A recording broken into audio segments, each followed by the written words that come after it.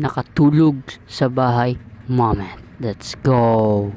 So guys, sabang naglalakad ako at nakikita kong bahay ng tita ko at saka na pumasok ako at ito nangyari.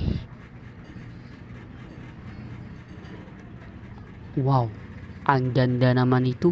Dito na ako makitulog habang nasusulog ako guys, at buwangon na ako at saka nagbuwan ako at dyan na kang kaibigan.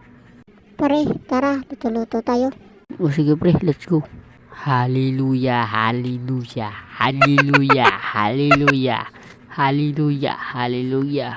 At so guys, dito muna matatapos sa akin video at mag-follow na kayo at mag-subscribe sa ating YouTube channel. Bye bye.